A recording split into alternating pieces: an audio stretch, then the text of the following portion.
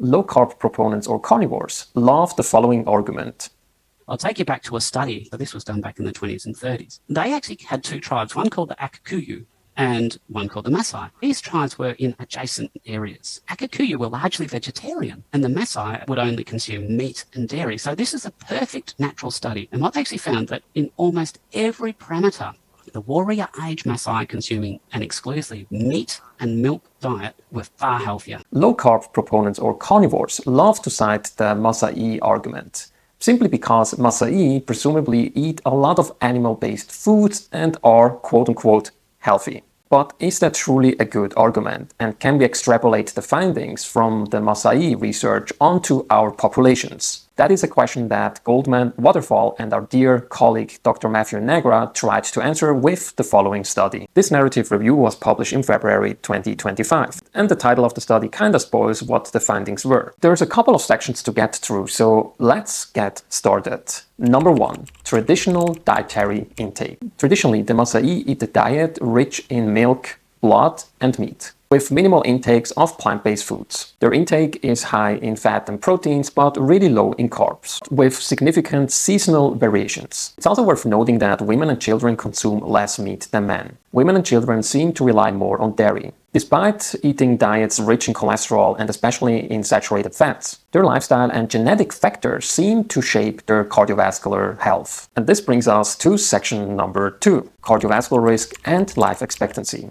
Interestingly, despite eating a diet high in saturated fats, the Maasai have really low blood serum cholesterol levels. And on top of that, they also have really low prevalence of hypertension, also known as high blood pressure. However, despite that, autopsies have shown prevalence of atherosclerosis in deceased Maasai tribe members. It's worth noting that plaque ruptures and thrombosis, so the really serious stuff, doesn't seem to be really prevalent in the Maasai tribe. Why is that the case? Well, the researchers hypothesized that it has to do with their low life expectancy. Once the Maasai reach the age of 20, their life expectancy is only 45 years. And we know that cardiovascular disease takes decades, and even in America, most Americans experience their first cardiovascular event in their mid-60s. The Maasai tribe alone cannot really tell us a lot about the risk of cardiovascular disease, because life expectancy is lower than in our populations. Section number 3, cardiovascular disease mitigating factors. This is really interesting. Several factors beyond the diet can come into play that can have beneficial effect for the cardiovascular disease health. The first and probably the most interesting factor is their genetics. The Maasai have genetic factors that allow for efficient cholesterol metabolism, including increased cholesterol absorption and reduced endogenous cholesterol synthesis. Both these mechanisms can prevent hypercholesterolemia, or high cholesterol levels in your blood. These genetic traits are unique to the Maasai tribe, it seems, and may not be transferable to other populations. The next point is calorie restriction and intermittent fasting. Food insecurity results automatically in calorie restriction, and thus also in intermittent fasting, both of which have been linked to have a positive impact on cardiovascular disease risk factors, including lower blood pressure and lower cholesterol levels. Furthermore, the Maasai are very physically active and expend, hence burn off, a lot of calories. How many calories are they expending on a daily basis? Well, they are equivalent to running a marathon. Both men and women expend more than 2,500 calories on a daily basis. 2,500 calories. That's not a small feat to achieve. Another sad mitigating factor for cardiovascular disease health are infections. Infectious diseases such as malaria, tuberculosis, or parasitic infections sadly contribute to the lower levels of cholesterol found within their blood, hence further complicating a direct comparison between the Maasai and our populations. And another mitigating factor is altitude. We know from research that living in high altitudes can influence your lipids, meaning it can increase your HDL and decrease your LDL cholesterol. Not many people watching this are probably living in high altitudes such as the Maasai. Maasai live up to 2,000 meters above the sea. All these factors combined make it really hard to draw a direct line from the Maasai to our populations, and hence the quote-unquote cardiovascular benefits that the Maasai tribe seems to have seems not to come only from their diet, but it expands well beyond their dietary practices. And hence the others concluded that the low cardiovascular disease rates of the Maasai cannot be solely attributed to their diet alone, but may be attributable to a combination of genetics, lifestyle, intermittent fasting, calorie restriction, high altitude living, and a high burden of infectious diseases. Their relatively short lifespan also make it really hard to draw any definitive conclusions for cardiovascular disease. Therefore, using the Maasai diet to justify meat-based diets overlooks social, ecological, genetic, and lifestyle factors. Hence, it's of utmost importance to tailor dietary recommendations to specific populations. But that is what carnivores or meat-based diet proponents, which a lot of them are low-carbers as well, tend to do. They rely on very weak scientific data. By the end of the day, you can decide what lands on your plate. But don't forget that your health is on the line. And I choose dietary approaches that has been shown by the totality of evidence to be very health promoting. And that diet as a foundation is very rich in whole plant-based foods. Relying on tribes as the definitive proof that a heavy meat-based diet at that can overturn the totality of evidence is, to put it in very, very simple terms,